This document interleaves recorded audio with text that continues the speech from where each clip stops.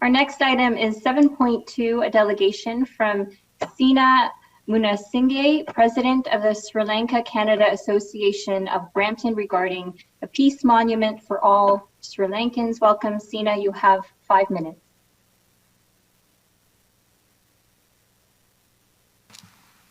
Sina, you can unmute your mic and address the committee.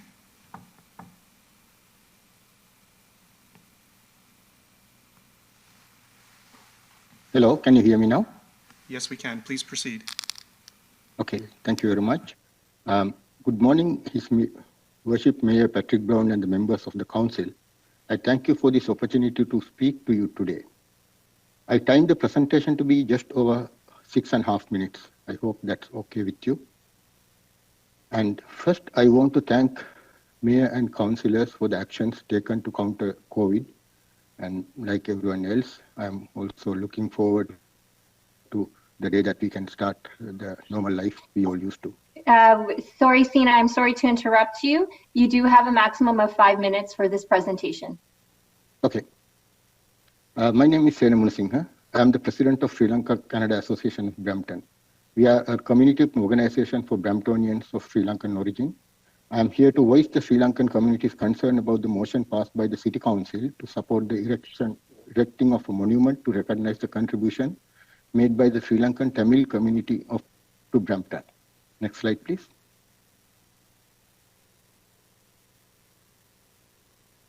Sri Lankan community in Brampton consists of Sinhalese, Muslims, Tamils, Burghers, and Malays. We are all Sri Lankans.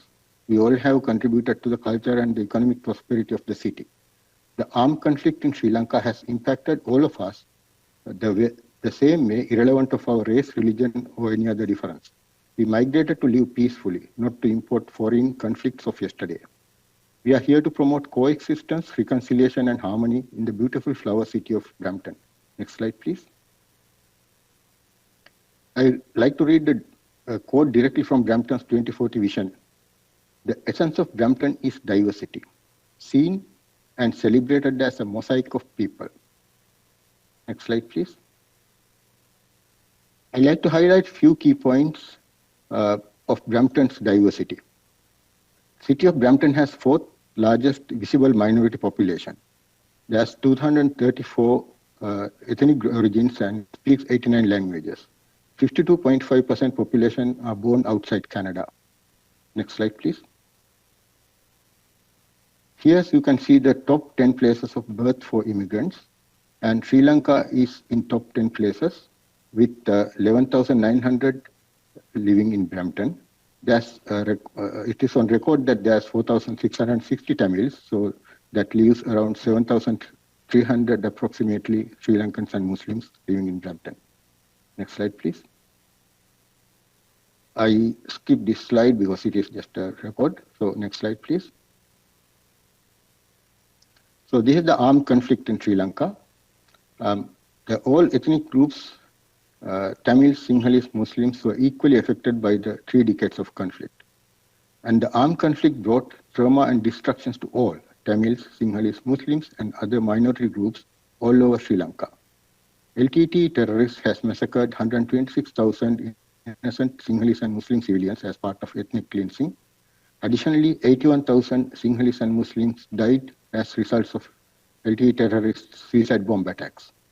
Tens of thousands of innocent Tamil civilians also died during the armed conflict. Next slide, please. As Sri Lankans, we mourn all loss of lives from this unfortunate conflict. Constructing a monument for only one ethnic group is not reflecting the City of Brampton Vision 2040, leaving the mosaic.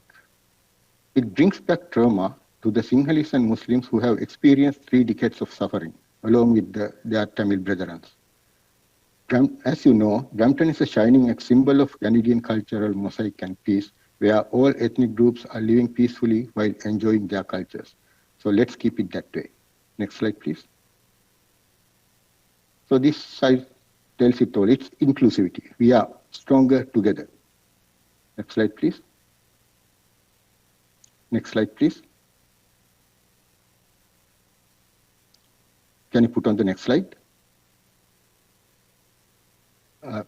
SLCAB requests to build a peace monument inclusive of all ethnic groups from Sri Lanka, Sinhalese, Tamils, Muslims and others affected by armed conflict who have made Brampton as their home and who also made significant contributions to the city of Brampton's growth in the areas of business, arts and culture. Next slide, please. Sina, you have 30 seconds. Okay. SLCAB requests the City of Brampton to work with Sri Lanka Canada Association of Brampton and other community organizations to locate a sufficient large park or facility, including consideration of inclusive park if feasible, to construct a peace monument to recognize the end of armed conflict on May 18, 2009 and the dawn of peace in Sri Lanka. Next slide, please. Next slide. This is a rare moment in Brampton's history to bring a lasting peace upon the Sri Lankan community living in Brampton. If you take the right steps toward peace and harmony today, I am sure it will be leadership by example to all communities across the world. I request you to take that action with conviction and pride. With your support, we can unite the community in Brampton and not divide. On behalf of Sri Lankans living in Brampton, I thank you for your time. I am happy to answer any questions. Thank you. Thank you very much, Sina. I have questions from Councillor Medeiros, Mayor Brown, and Councillor Singh. Councillor Medeiros, go ahead. Thank you very much, and I do understand after a delegation that we should be limited to questions. And certainly I want to say thank you for your presentation. I guess then in the form of a question, I do appreciate what you've said. I do appreciate your delegation. Just as a reminder as well, and maybe I'm not sure, I don't want you to comment as well, but if we think about the fact that not only this council, but up to the Canadian Prime Minister, parliamentarians from the federal government, provincial government, they've all condemned what happened at Jaffna and with the destruction of the Tamil genocide monument. There's numerous UN reports, very startling reports, who speak to human rights violations and the policies and practices in place.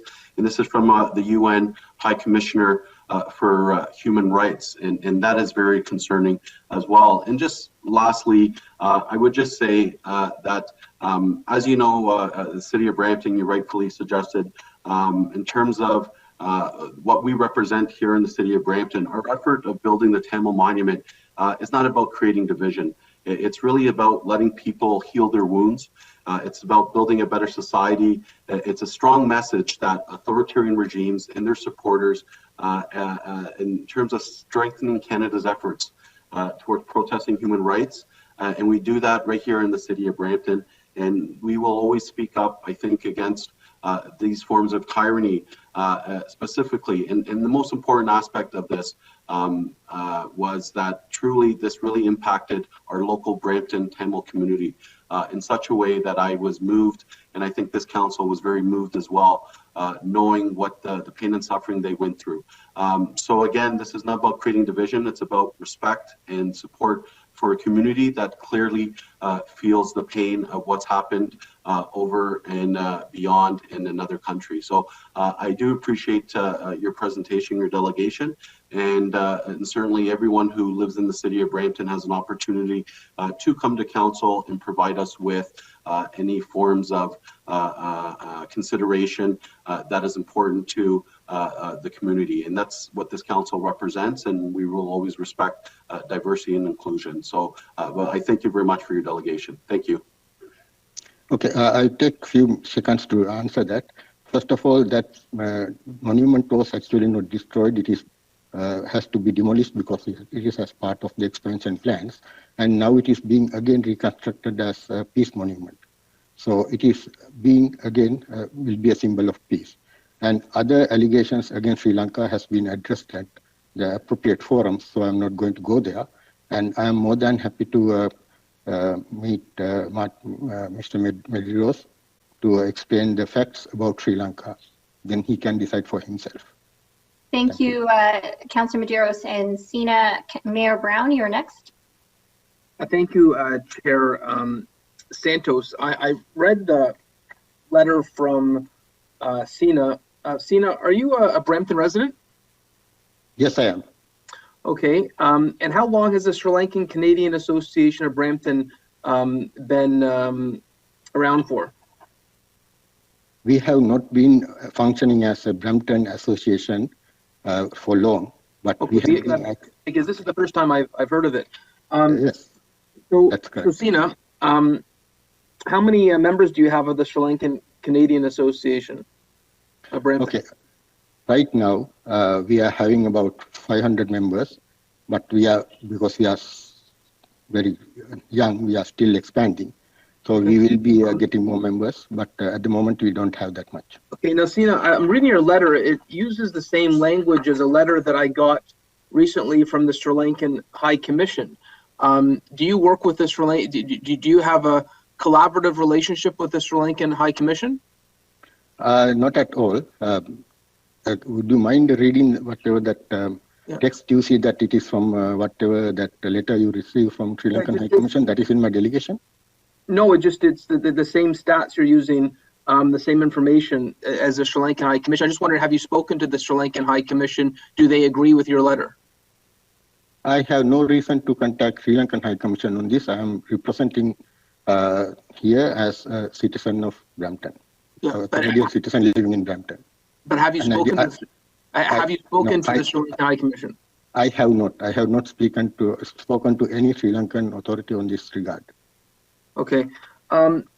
You mentioned some stats about 4,000 Tamils living in Brampton.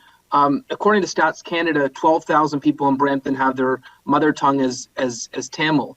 What was the reason for not using Stats Canada and ignoring that number?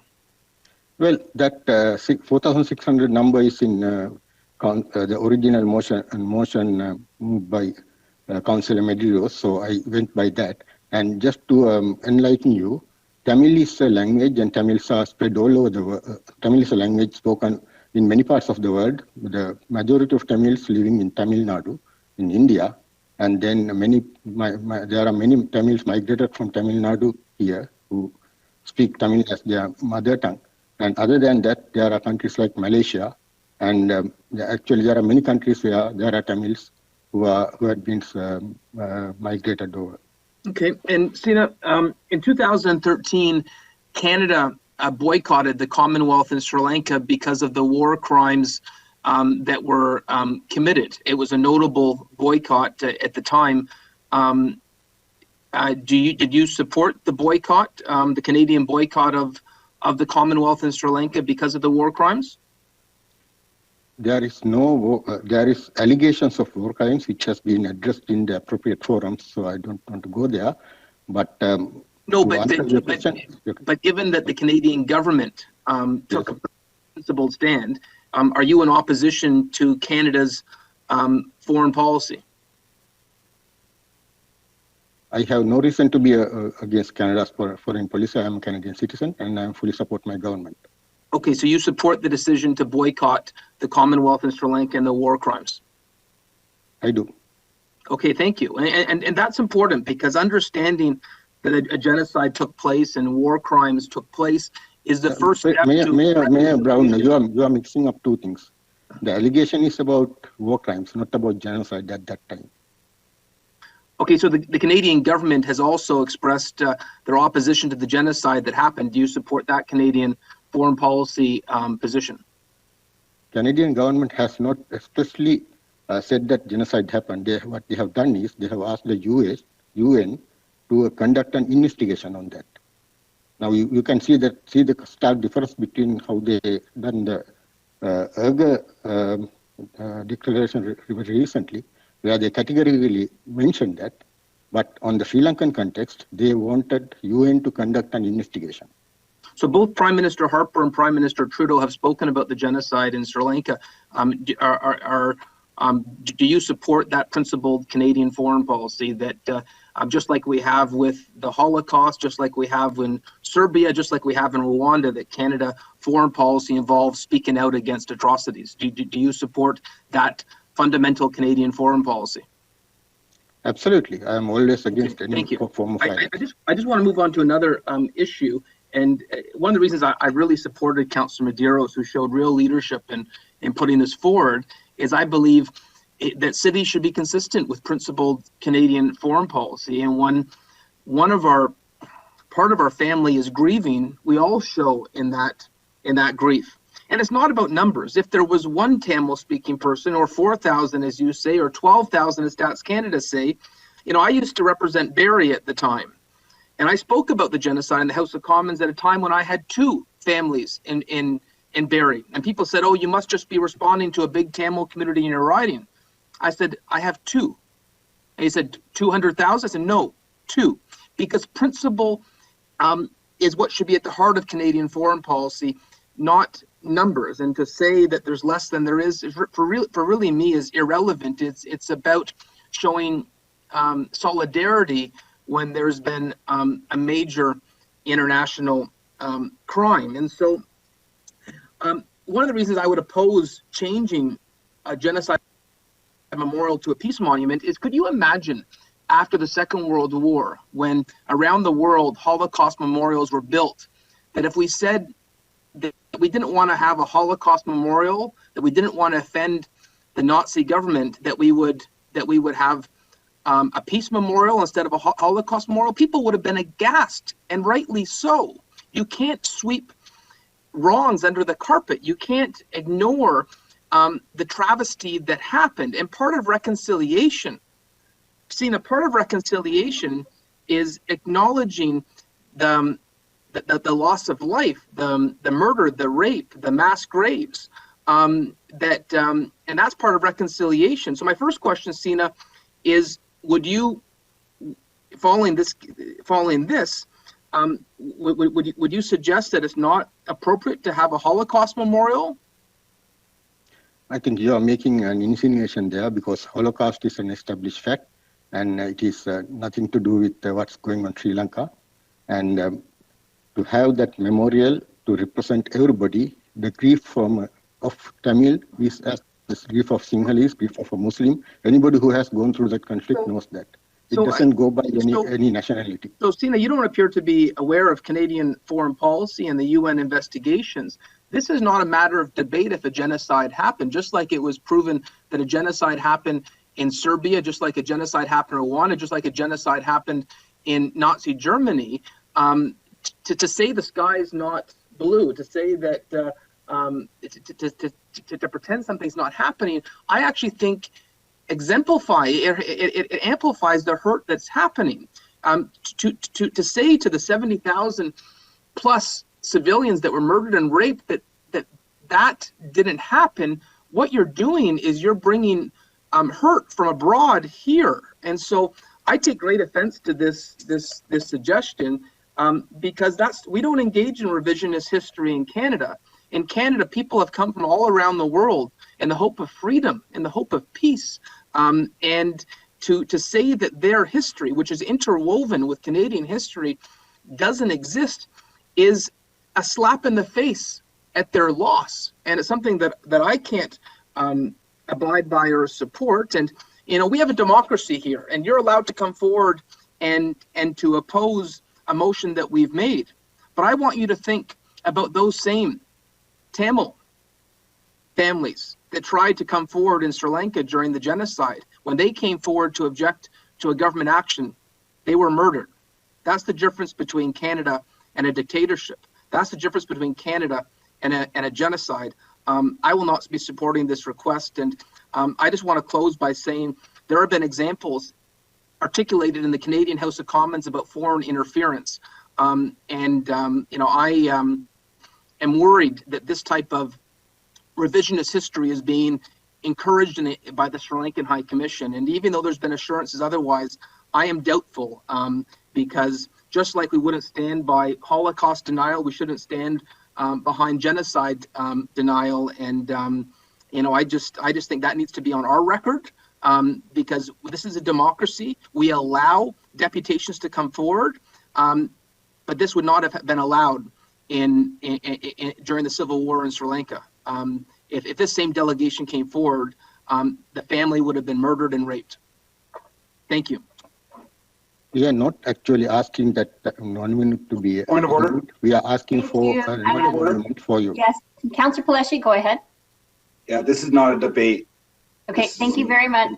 Madam Chair. Thank you. Yep, moving on. Next question is Councillor Singh. Thank you, and I do have some questions I want to pick up from Mayor Brown. He asked some similar lining of questions, but I know the mayor asked if Sena, you work or affiliated with the Sri Lankan High Commission, but was there any communication between the High Commission? I have already answered that question. I have not contacted any Sri Lankan authority in that regard. And your membership, including your membership. Well, the membership, if they have contacted the High Commission, I can't say for 100% certainty, but for this presentation, there is no relevance with no association with Sri Lankan government. Okay. Well, I do have similar concerns about obviously the contents of the letters and the similarities, but I just will wrap up. Well, the mayor covered a lot of my points, but this is consistent with foreign policy, as I brought up in council too, as somebody who has members who've survived a genocide, and I know the trauma it causes, and this,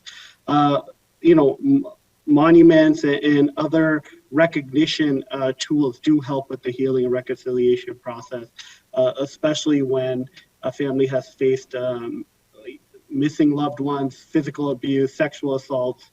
From personal experience, I know the value of having these type of monuments so that, they're not, evaporated in the dust, that those memories are held and families can attend and memorialize those who have given the ultimate sacrifice. So I see that recorded vote, I guess, has been requested to receive the delegation, and I'll move that as well. Thank you.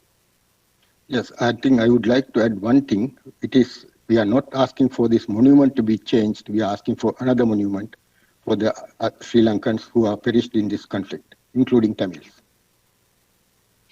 Thank you, Councillor Singh and Sina, for the delegation. The only motion on the floor at the moment is for receipt of the delegation. That motion is moved by Councillor Medeiros to receive the delegation. There is a recorded vote also being called. Mr. Clerk? Can I ask a procedural question? Is that a point of order, Mr. Mayor? Point of order. Yes. To the clerk, if council objects to the content of the delegation, if we vote not to accept the delegation, does that delegation, what happens? Is it removed from the record, or is it just noted that council did not accept the delegation? Through you, Madam Chair, if a motion is placed and voted on just to receive the delegation, it's just receiving and acknowledging that delegation occurred. It's not taking any action. It's not giving any credence to the information. It's just thanking the delegation for coming and noting it on the public record. There is nothing being struck from the public record. But what happens if we don't receive the delegation? There really are only two choices for a delegation for which there's no staff report. It can be received or it can be referred to staff. So that would be another option should committee wish to go there. Otherwise, nothing would happen and we would move on if it doesn't carry. There is no action to follow up. Okay, so if it's not received, we just move on in the agenda. That would be correct, because unless another member has another motion to move on this item, which could be introduced if a motion for receipt fails, but we'll cross that bridge if we come to it.